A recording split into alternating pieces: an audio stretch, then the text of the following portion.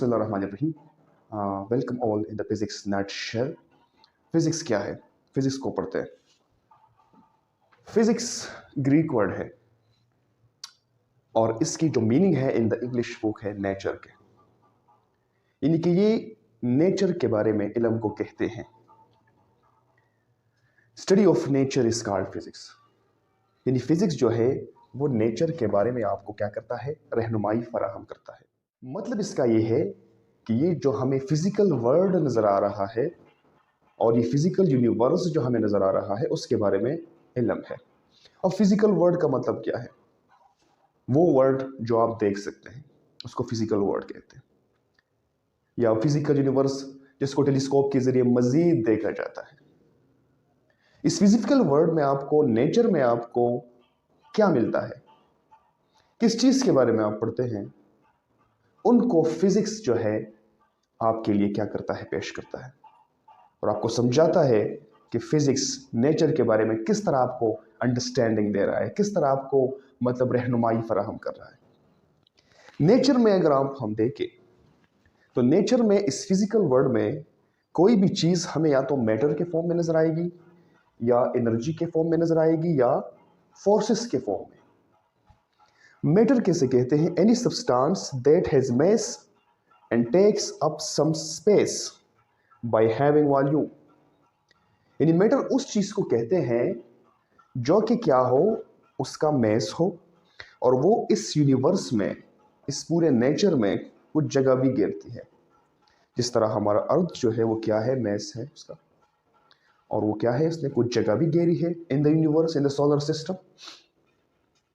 तो मतलब यह है इसका कि मैटर क्या है आपका? वो चीज़ जो जगह घेरती है और उसका कुछ मैस भी होता है। फॉर एग्जाम्पल टेबल आप देखे, चेयर आप देखे, ये गाड़ी आप देखे, पहाड़ देखे, ये सारी जो मतलब यूनिवर्स में मुख्तलिफ किस्म के प्लैनेट्स हैं, इस सन को देख ले, तमाम चीज़ें क्या है? ये मैटर कहलाती है। दूसरी चीज़ जो इस नेचर में आप ऑब्जर्व करते हैं वो एनर्जी के फॉर्म में ऑब्जर्व करते हैं। एनर्जी क्या है? एनर्जी एबिलिटी है किसी बॉडी की कि वो क्या करेगा? कुछ काम करेगा, यानी काम करने की सलाहियत को एनर्जी कहते हैं। जिस तरह सन से हमें क्या आती है? लाइट आती है। सुबह के वक्त हम उसको देख सकते हैं, ठीक है। और लाइट के साथ साथ आपको क्या आती है? उसमें हीट भी आ रहा है, जिसकी वजह से आप चल फिर सकते हैं, आपको हीट मिल रहा है। तो ये क्या है? एनर्जीज है। ये चीज़ें जो है आपको क्या है नेचर में, आप इसके बारे में ऑब्जर्व कर सकते हैं। जिस तरह मैं इस रूम में खड़ा हूं तो ये लाइट लगी है, दिस इज बैकग्राउंड में क्या है? इस पर इलेक्ट्रिकल एनर्जी जो है उसका असर है, जिसकी वजह से लाइट जल रहे हैं, रोशनी मिल रही है और हीट भी इसका पैदा हो रहा है। एनर्जी मुख्तलिफ फॉर्म्स में आपको मिलती है नेचर में, इन the form of potential, in the form of kinetic, in the form of thermal, in the form of electrical, chemical, nuclear. In word से आप कुछ ना कुछ वाकिफ होंगे आप लोग। पोटेंशियल स्टोर एनर्जी को कहते हैं, किसी बॉडी में आप स्टोर कर देते हैं। काइनेटिक जो है वो मोशंस के साथ रिलेटेड है। थर्मल मीन हीट एनर्जी, जिसकी वजह से गाड़ियों के इंजन चलते हैं और गाड़ियां हरकत करती है, आपको हीट सन से मिलता है और उसकी वजह से आप क्या है? आप चल फिर सकते हैं। इलेक्ट्रिकल, तमाम जो है विजिबल दुनिया जो है, मतलब रोशन जो होगी है वो इलेक्ट्रिकल एनर्जी की वजह से होगी। केमिकल एनर्जी, केमिकल मतलब केमिकल्स में जो होती है उसमें एक एनर्जी होती है, हर एक केमिकल। ये तमाम क्या है? ये मैटर नहीं है, ये एनर्जीज हैं। ये आप फील कर रहे हैं, आप इस नेचर में इसको ऑब्जर्व कर रहे हैं, बट इसको आप टच नहीं कर सकते, इस तरह नहीं पकड़ सकते कि आप एनर्जी को। और दिस इज मैटर, इसको मैं टच कर सकता हूँ। इसका एक लेंथ है, वॉल्यूम है, मैस है इसका, ठीक है। इसका मैस है और इसने कुछ वॉल्यूम घेरा है। इस स्पेस में देखें, इस स्पेस, इसमें कुछ वॉल्यूम घेरा हुआ है, तो इसको मैटर कहा जाता है, ठीक है। तो एनर्जीज आप ऑब्जर्व करते हैं। तीसरी चीज आप जो ऑब्जर्व करते हैं फोर्सेज है। फोर्सेस का क्या मतलब है? ये किसी बॉडी को या पुश करता है या पुल करता है।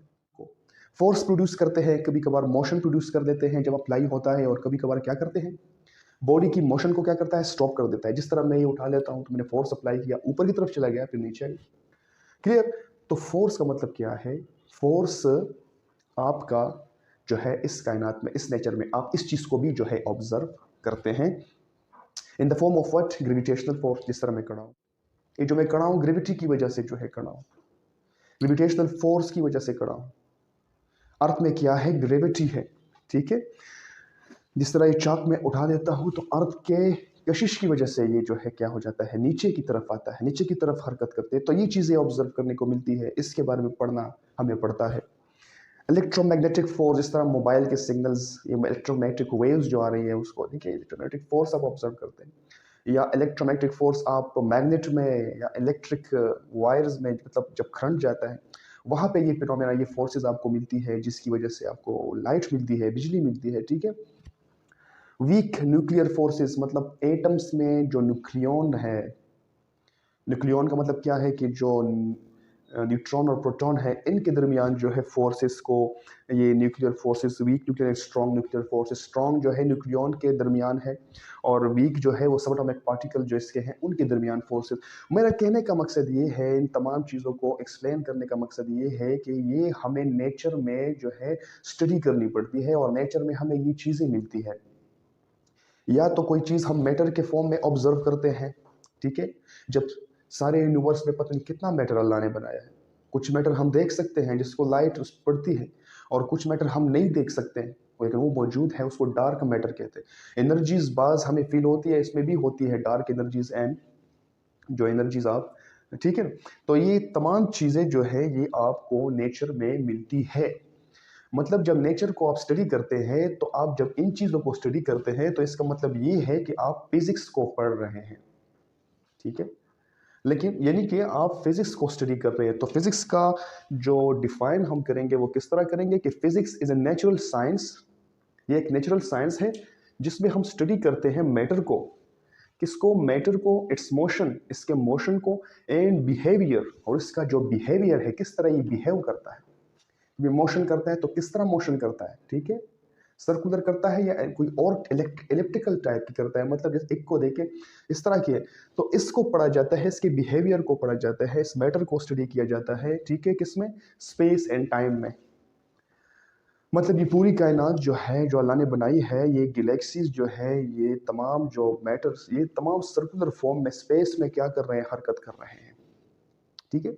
और हमारी जो अर्थ है वो तमाम क्या है, मैटर ही है ना, ठीक है।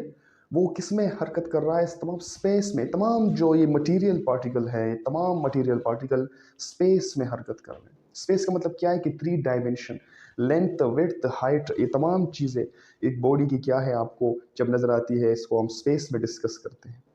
तो तमाम मैटर अगर आप डायग्राम में देखें, आपको नज़र आएगा कि हम किस तरह उड़ रहे हैं, हमारी जो अर्थ है वो किस तरह मूवमेंट कर रही है, किस तरह उड़ रही है इस यूनिवर्स में, ठीक है। तो स्पेस में इसको स्टडी करेंगे। स्पेस इज 3 डायमेंशन, और जब टाइम इसके साथ आ गया, टाइम इज 1 डायमेंशन, इन दोनों को मिला के 4 डायमेंशन एनालिसिस होता है। क्योंकि टाइम जो है वो भी फिक्स नहीं है। मुख्तलिफ मैटर्स को आप जब स्पेस में डिस्कस करते हैं और उसके मोशन को या कोई और क्वालिटीज़ को डिस्कस करते हैं, तो टाइम का फ़र्क होता है, ठीक है। ये आइंस्टाइन ने कहा था कि टाइम जो है वो सेम नहीं है, time is not same for every observer. किसी भी ऑब्जर्वर अगर कोई इवेंट वो देखना चाहता है स्पेस में, तो उसके लिए टाइम का फ़र्क होगा, जिसको एक्सपेरिमेंटली प्रूफ भी फिर किया गया है। अगर आपका दो जुड़े भाई हैं, एक अर्थ में हो और दूसरा किसी और प्लेनेट पे अगर आप उसको भेजें, तो उसके लिए टाइम जो गुजर रहा है वो मुख्तलिफ है। लेकिन स्पेस में यानी कि जो मैटर हरकत करता है, उसके लिए हर एक के लिए टाइम चेंज होगा, टाइम जो है वो फिक्स नहीं होगा। यानी कि आपका वो भाई 24 साल का होगा और आप यहाँ पे 48 साल के होंगे, क्योंकि यहाँ पे जो दिन मुकम्मल चक्कर जो लगाती है, दिन जब गुजरता है 24 दिन घंटों में गुजरता है, शायद वहाँ पे 48 घंटों में गुजर रहा है, ठीक है। तो स्पेस में हम स्टडी करते हैं किसको, मैटर को स्टडी करते हैं, और उसके साथ साथ जो इसके रिलेटेड कॉन्सेप्ट्स हैं और जो चीज़ें जो मैटर के साथ इंटरेक्टेड है, यानी कि एनर्जी एंड फोर्स, इसको जो है पढ़ा जाता है। एनर्जी और फोर्स जो है ये मैटर के साथ क्या है, रिलेटेड कॉन्सेप्ट है, इसको पढ़ा जाता है। तो फिजिक्स इस विजिबल यूनिवर्स में जो आप देख रहे हैं, जो फील कर रहे हैं, इन तमाम चीज़ों का इंफॉर्मेशन आपको देता है, ठीक है, in the form of matter, forces and energies. इन चीज़ों के बारे में आपको क्या करता है, नॉलेज प्रोवाइड करता है। Physics is general analysis of nature in order to understand how the universe behave. Physics में आप लोग देखना चाहते हैं कि हम यूनिवर्स जो है, ये नेचर जो है, ये किस तरह बिहेव करता है। ठीक है। ये तमाम चीज़ें जो चेंजेस आ रही है, ये तमाम चीज़ें जो चेंज हो रही है, ये सिग्नल्स जो मतलब इलेक्ट्रोमैग्नेटिक सिग्नल्स है, ये तमाम चीज़ें हवा में किस तरह काम करती हैं, मतलब जितनी भी जो फिजिकल फिनोमेनाज हैं उन तमाम में रिसर्च और स्टडी इसमें होती रहती है। ठीक है, तो ये फिजिक्स है असल में। Physics is the father of all natural sciences. दूसरे जो नेचुरल साइंसेस है उनका फादर है, यानी कि मतलब इसका ये है कि ये फाउंडेशन बुनियाद फराहम करता है। क्या? ये फाउंडेशन है तमाम नेचुरल क्या साइंसेस को, यानी कि फिजिक्स के बगैर आप केमिस्ट्री ठीक तरह से नहीं पढ़ सकते। फिजिकल केमिस्ट्री जो कैलकुलेशन आप करते हैं, जो फिजिकल चेंजेस आप देखते हैं, केमिस्ट्री में भी इस्तेमाल होगा, लाइफ साइंस लाइक बायोलॉजी में भी इस्तेमाल होगा। ठीक है, इसमें भी फिजिक्स का इंटरेक्शन। इंजीनियरिंग तो अप्लाइड फिजिक्स ही है। ठीक है, मतलब फिजिक्स रहनुमाई फराम करता है और इंजीनियर इसको फिर इम्प्लीमेंट करते हैं, मशीनरी बनाते हैं, कोई और प्रैक्टिकल चीज़ इससे जो है जनरेट कर देते हैं। और आर्किटेक्चर में इस्तेमाल, ठीक है, आर्किटेक्चर फॉर डिज़ाइनिंग में इस्तेमाल होता है। तो मेरा कहने का मकसद ये है कि फिजिक्स असल में जो स्टडी है वो नेचर के बारे में। ठीक है, और नेचर में क्या है आपके पास, ये तीन चीज़ें के फॉर्म में आपको कुछ जो इवेंट्स है, कुछ चीज़ें हैं जो आपको नज़र आती हैं, और इन ही चीज़ों को जो है स्टडी किया जाता है इन द फिजिक्स। ठीक है, फिजिक्स इस फिजिकल वर्ल्ड का, इस फिजिकल यूनिवर्स का क्या है, नाम है। ये सिर्फ कुछ गाड़ियों के मोशन और इस तरह के टेम्परेचर को मेजर करना, इसका नाम नहीं है।